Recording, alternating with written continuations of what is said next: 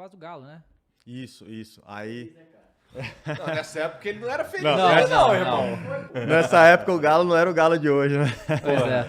Mas foi muito legal pra mim, porque eu fui pra fazer peneira mesmo, fazer peneirão. Tinha um olheiro lá de Jaú, que é a minha cidade, né? Aí ele falou assim, vai ter uma peneira lá em Belo Horizonte e tal, eu conheço o diretor lá, e ele me pediu pra levar alguns moleques. Aí eu fui pra fazer peneira. Aí eu lembro quando, na primeira semana, eu fui reprovado, eles me mandaram embora. Aí ligaram pra esse cara, que foi eu e mais um outro menino, né? Aí eles ligaram e falaram assim, o Leandro a gente tá mandando embora e o outro menino a gente vai ficar. Aí o cara falou assim, não, tem alguma coisa errada então, cara, porque o menino que tá mandando embora é melhor que o outro. Aí assim, não, o treinador não gostou dele, assim, dá mais uma chance pra ele então. Coloca ele em outra categoria. E aí me colocaram com o Sub-20, na época eu tava com 16 anos. E aí no Sub-20 o treinador era o Marcelo Oliveira.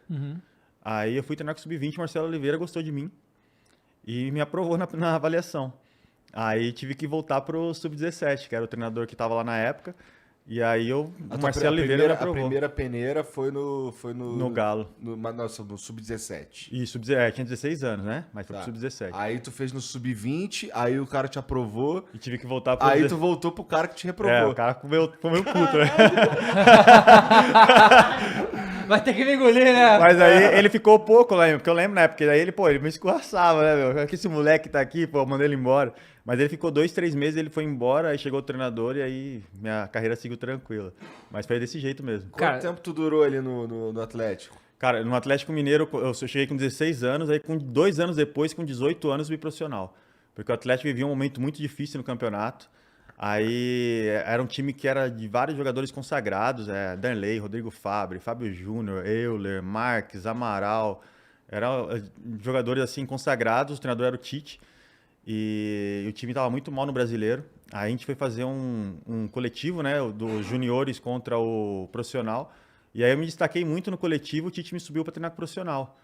Aí na primeira semana ele já me convocou pro jogo, que era contra o Flamengo, no Mineirão. Aí o zagueiro que estava jogando, ele teve uma proposta, foi vendido, foi embora. No outro final de semana eu estava estreando contra o Cruzeiro, no Mineirão. Nossa. Então, assim, com 18 anos, foi em 2 anos eu saí da base, fui pro profissional, fiquei muito pouco tempo na base, já subi pro profissional e dei sequência na carreira. Entendi. Cara, você vê que é coisa de louco, né? Só aqui, que já veio aqui no programa, a gente teve, agora o Leandro falou essa história aí, a gente teve o que o Zé falou pra gente, o Zé Roberto, né?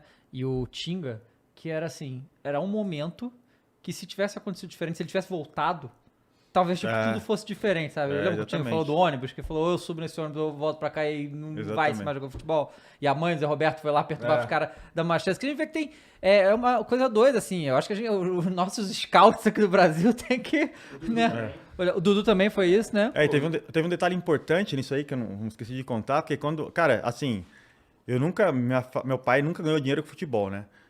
Naquela época, ainda mais antigamente, ganhava muito menos, ainda mais jogando no interior. E quando ele parou, ele disse assim, a gente tinha muita necessidade em casa.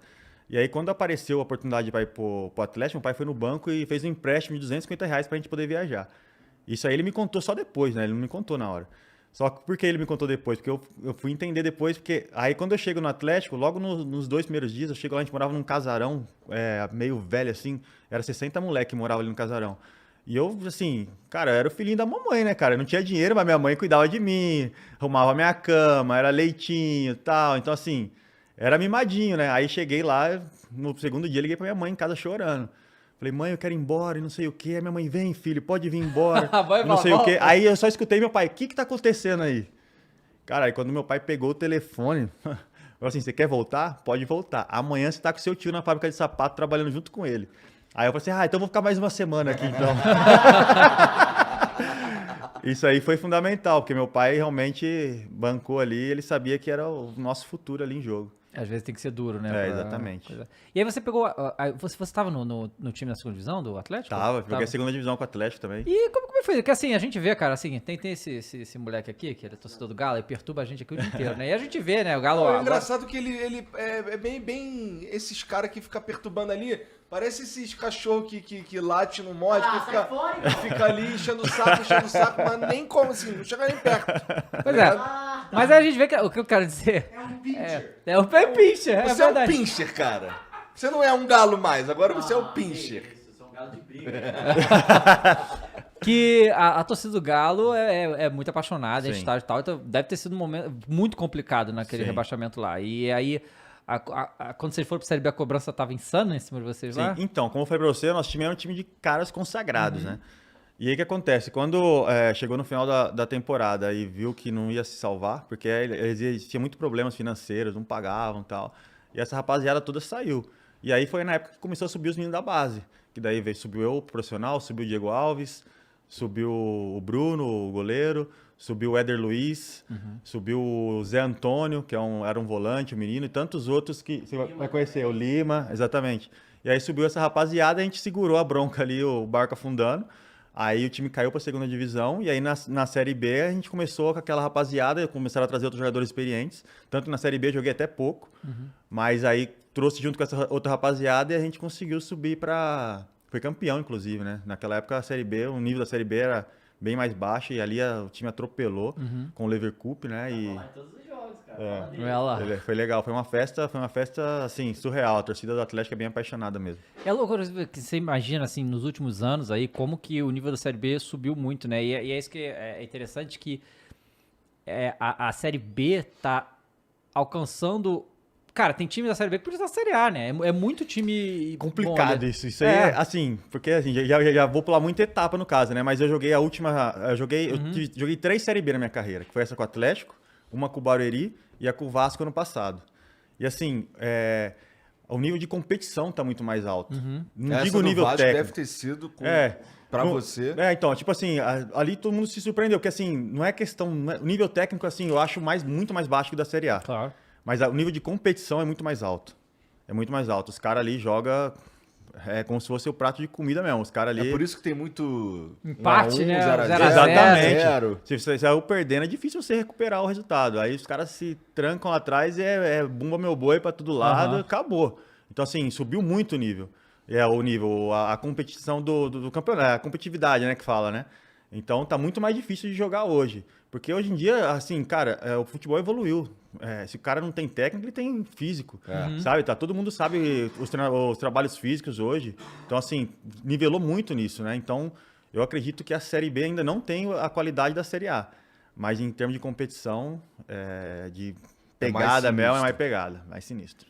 Entendi. Bom, eu acho interessante, porque eu gosto eu acho maneiro esse lance dos clubes. Assim, eu imagino que os clubes chegam um pouco mais preparados também, né? Quando eles Certeza. sobem e tal. Não é mais assim.